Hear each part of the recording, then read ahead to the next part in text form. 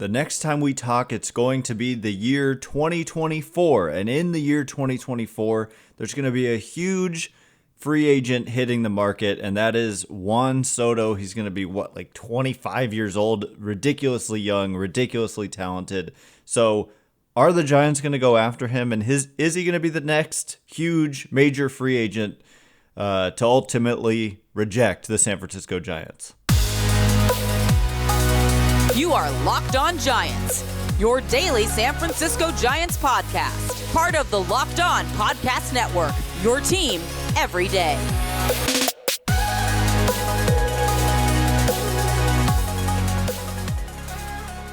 Hello and welcome to Locked On Giants, part of the Locked On Podcast Network, where it's your team every day. My name is Ben Kaspick, and on this show we provide episodes 3 days a week for now. Back to 5 when pitchers and catchers report, 10 months out of the year, 5 days a week, talking about the San Francisco Giants in a way that's data-driven and rational, but also simple, passionate, and accessible to all. I'm a former contributor for the baseball statistics and analysis websites Beyond the Box Score and Rotographs. I have been podcasting about the Giants since 2015. And I'm a lifelong fan. Thank you for making Locked On Giants your first listen every day. We're free and available wherever you get your podcasts, including YouTube. Check us out there if you have not already. And please hit that subscribe button wherever it is that you're watching or listening to the show. Today's episode is brought to you by FanDuel. Make every moment more. Right now, new customers get $150 in bonus bets with any winning $5 moneyline bet. That's $150 if your team wins. Visit FanDuel.com/lockedon to get started. And where we get started, we're going to get to some more mailbag questions as this off-season continues to be a slow one with, I don't know what I was trying to say there, but with Shohei Ohtani and Yoshinobu Yamamoto being huge names, both not signing with the Giants, both signing with the Dodgers. That's obviously very disappointing. But then you look around and it's like, okay, well, there's a lot of guys left and the Giants are linked to a lot of these guys. And yet we're just kind of in a holding pattern as the whole league. I don't know what exactly is going on, but we've kind of reverted back to previous years. We had a couple years there where the free agency was kind of back in style and teams were spending aggressively, but right now it's slow. I assume, anyway, I'm kind of going off topic, but anyway, as we await that, we're going to continue getting to mailbag questions frequently because you guys leave a lot of great questions. The first one coming from Chet, who says, should Juan Soto be a free agent target next year for the Giants if the Yankees don't extend him? So, of course, Juan Soto's kind of bounced around the last few years via trade from the Nationals to the Padres and then to the Yankees this offseason. And I've made the case that he wasn't someone that the Giants, he didn't really make sense given how much they would have to give up to get him, and given that he'd only be here for one guaranteed year. But when we're talking free agency, it's a totally different story. And so the answer is unequivocally yes, that he should be a target for the Giants next offseason in 2024, which, like I said, we're only a couple days away from that year being here. And so, look, Juan Soto is just one of the best hitters in the game right now, and he hasn't even played a game at age 25 yet. And yet in his career, he's got a 429 on base, 524 slugging, 154 weighted runs created plus. So he's only going to get better, and he's been elite already. And so the comparisons are all legit. When you hear like Ted Williams, you hear all that stuff. It's all true when we're talking about Juan Soto, the hitter. The guy is absolutely unbelievable, generational offensive talent.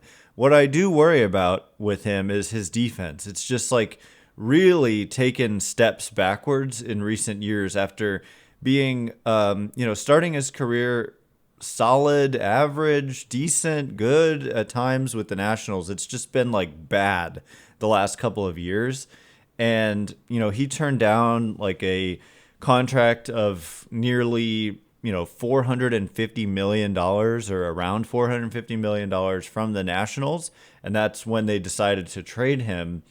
And I said at the time, and I'll say it again, I think that was a pretty fair offer for Juan Soto. And especially when you start thinking about the fact that he's perhaps a real defensive liability, even in his early to mid 20s, then you worry about, you're giving out probably like a 15-year deal here, given that he's going to be entering his age 26 season. Look at, Carlos Correa from the Giants got a 13-year deal that fell apart, but still they were willing to commit 13 years to a guy who was going to be 28. Juan Soto entering next year is going to be 26. And so, yeah, add a couple years there, 15 years. And I mean, it's going to be a huge number, but I don't know. I mean, he's just good enough offensively. Here's the reality, though, and I know a lot of you are thinking this. He's probably not going to end up here. Like, they can try as hard as they want. Oracle Park, left-handed hitter. It's just probably not where he ultimately wants to be. I would imagine somewhere like Yankee Stadium and playing for the Yankees is more attractive. So they're going to have a hard time, just like they always seemingly have a hard time with Soto. And, we've complained a lot about, not we, but I've heard you loud and clear and I've seen it. The defense has been an issue for the Giants in recent seasons. And just know, if you signed a Juan Soto, you're getting a guy who's potentially one of the worst defenders in the game. Yes, he can really, really, really hit, but you're talking about a contract that is probably going to eclipse $400 million, maybe $500 million.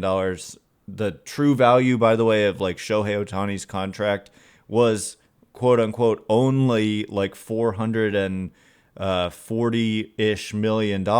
And so the fact that Soto turned that down, yes, Ohtani is older than Soto will be, but anyway, yeah, they should pursue him. Would I put them even in the top 3 most likely teams to get him? No.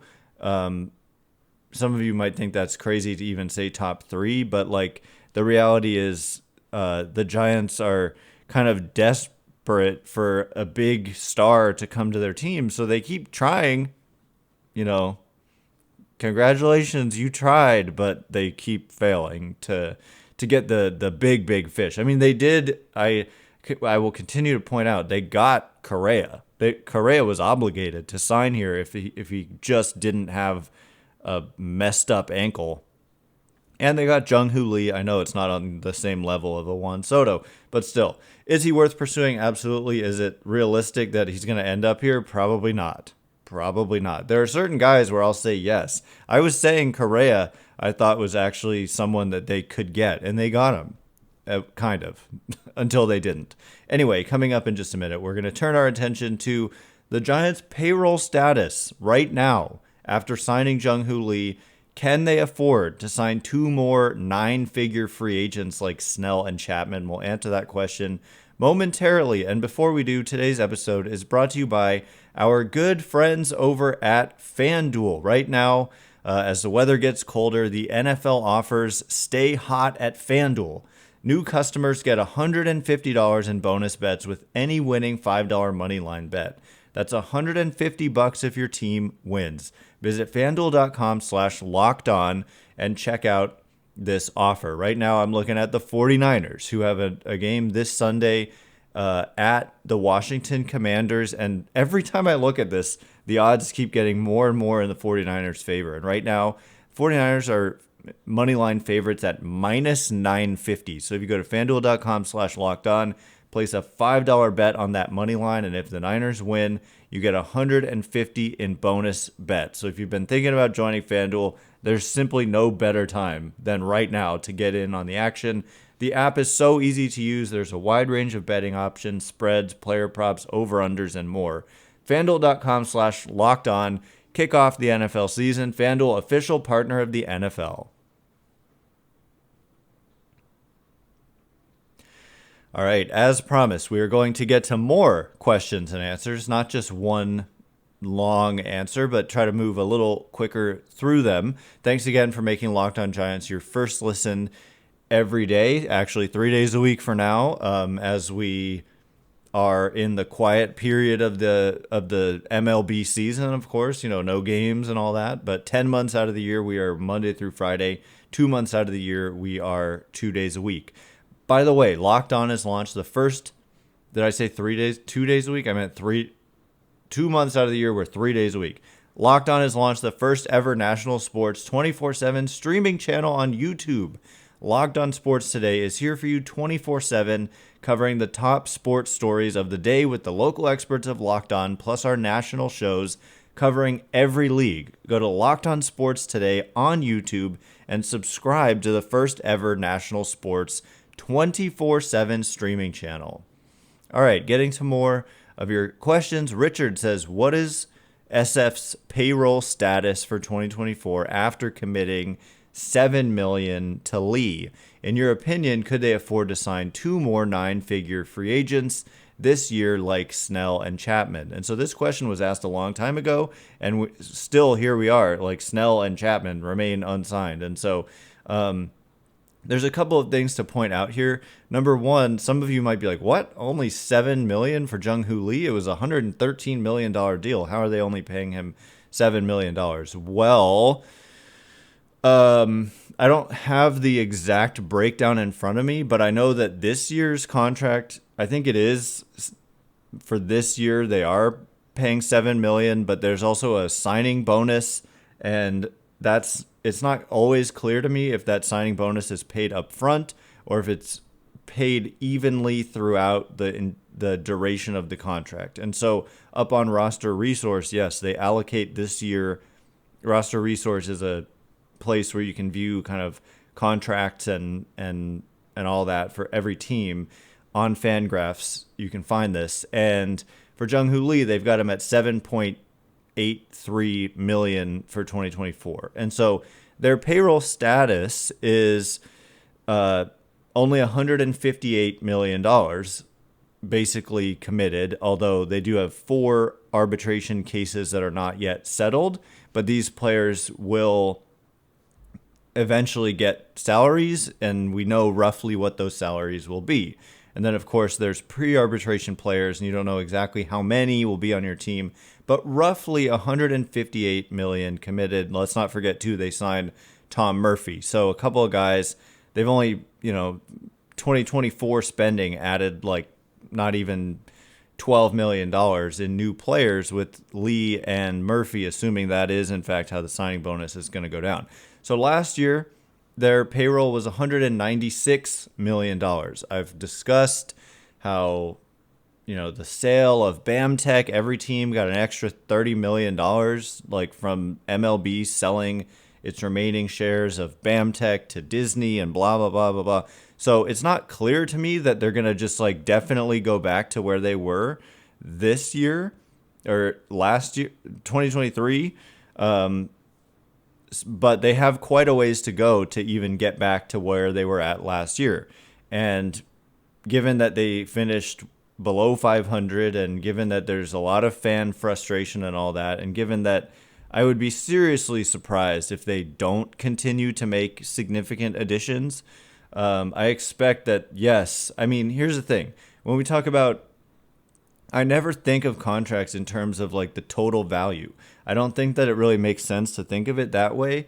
It's more like year to year. And so what is the 2024 value? And because that's really how teams operate, is they take in a certain amount of money, and they have a certain amount of,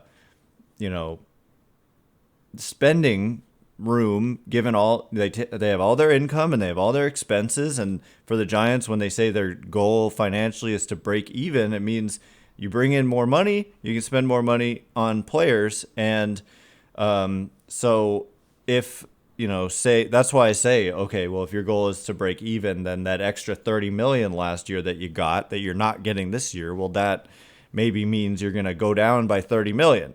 And right now, that's kind of where they're at. Like they're about $10 million away from reaching that point. So we'll see what happens ultimately, and that would be a clear indication of something. But anyway, I don't look at a Chapman and a Snell as like the fact that it's 9 figures is it nine? Yeah, nine figures, like meaning over $100 million. I look at it more as like, what is the 2024 commitment? Because that's more relevant, like in terms of can they do it?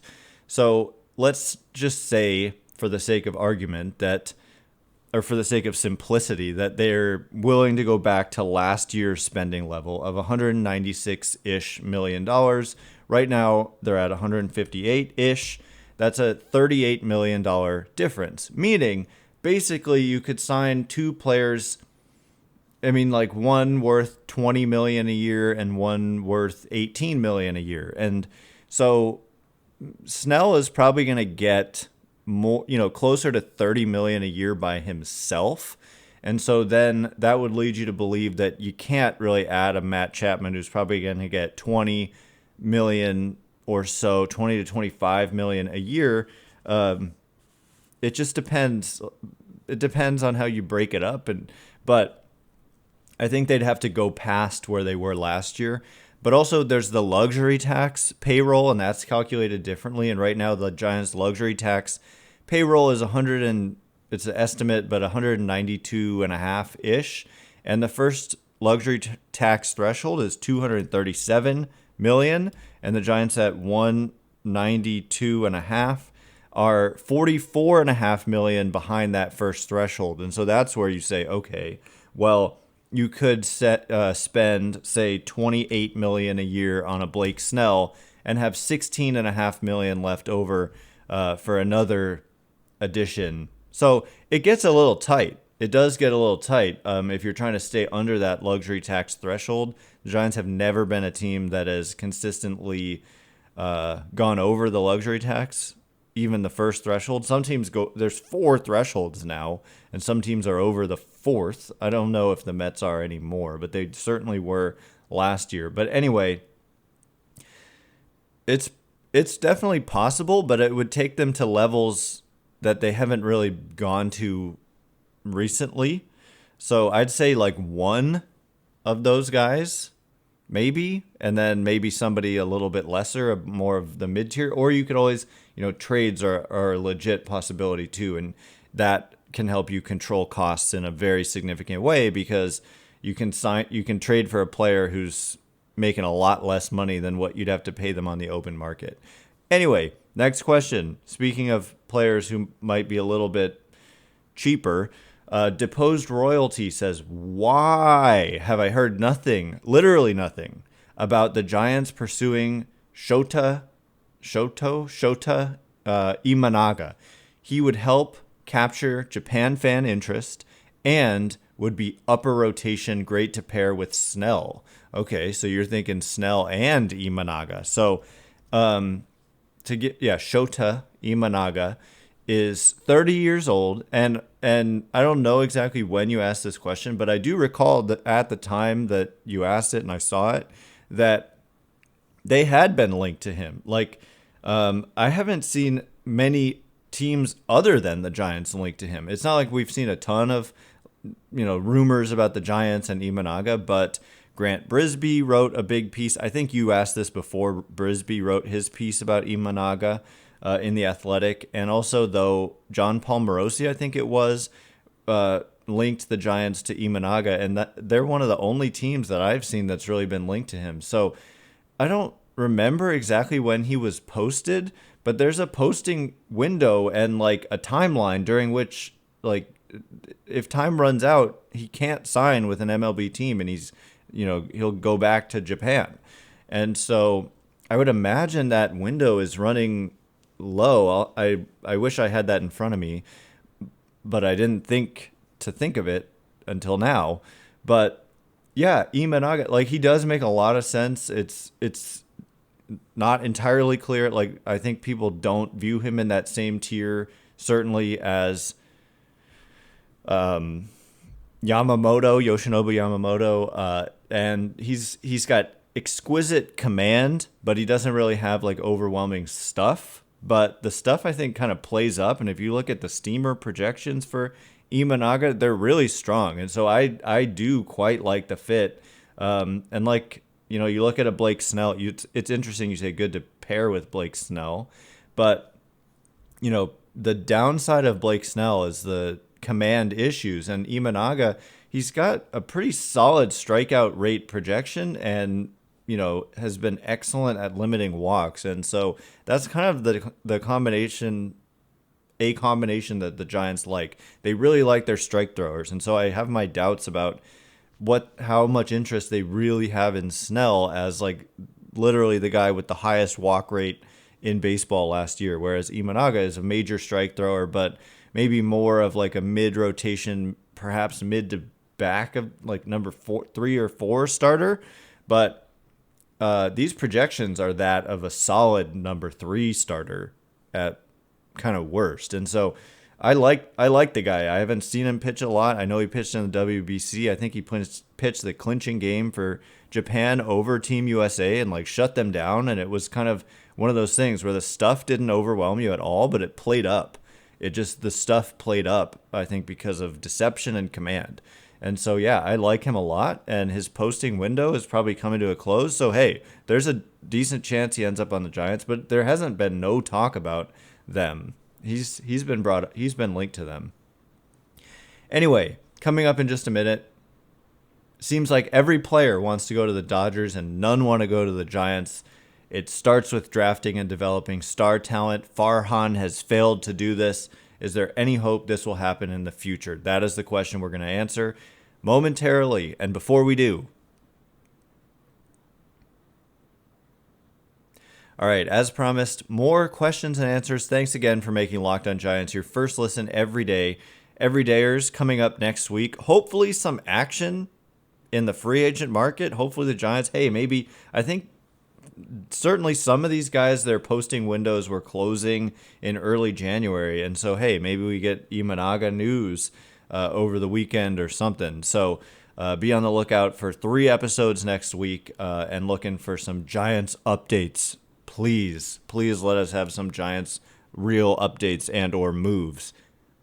Anyway, getting to the next question. Let's Go Giants says, it seems like every player wants to be a Dodger and no one wants to be a Giant. Hey, Jung Hoo Lee just signed with the Giants and said he wanted to be a Giant. Let's just not forget that. Let's Go Giants continues saying, it starts with drafting and developing star talent. Farhan has failed to do this so far. Is there any hope this will happen in the future?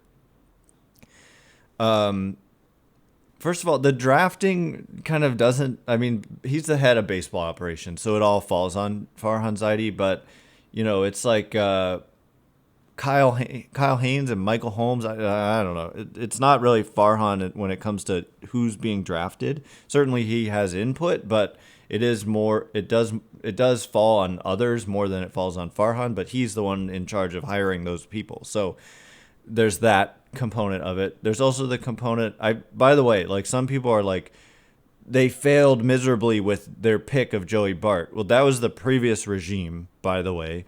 And thirdly, what did we see from Patrick Bailey? The impact of Patrick Bailey defensively, like I never liked the Buster Posey comparisons. I was from the start kind of making Yadier Molina, like a young Yadier Molina comparisons. And if you've got a young Yadier Molina on your hands, like, a lot of people think Yadier Molina is a Hall of Famer, like based on pretty much defense and okay hitting alone.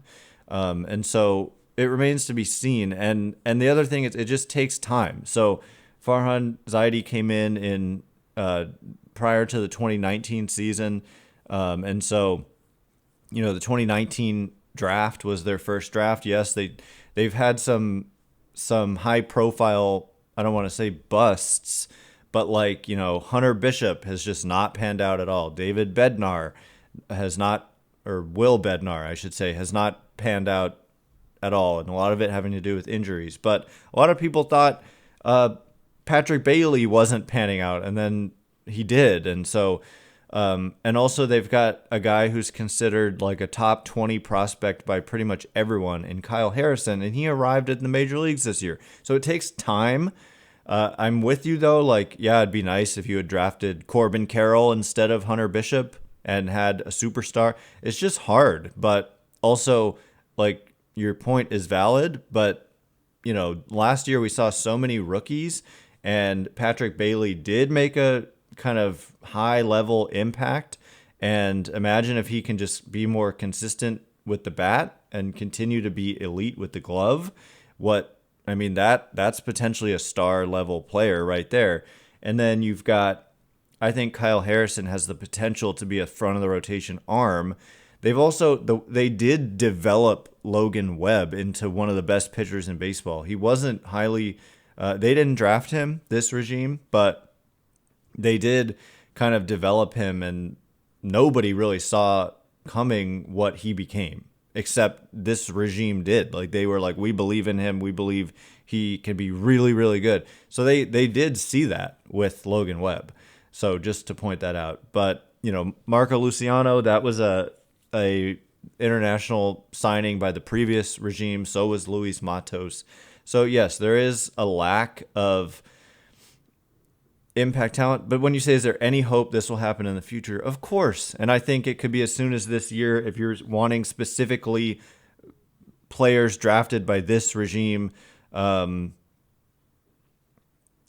got a lot of young pitching coming too. And like Tristan Beck, I know it's not star talent, but like he was a part of the Mark Melancon trade, and he showed really well for himself this last season. But Kyle Harrison, if he can just start throwing strikes more consistently and just get a little better with where he puts the ball, he's got electric stuff. And then Patrick Bailey could be that guy. And if they can help Luciano or Matos develop, I know that this regime didn't sign those guys, but still, yeah, there's hope for homegrown star talent.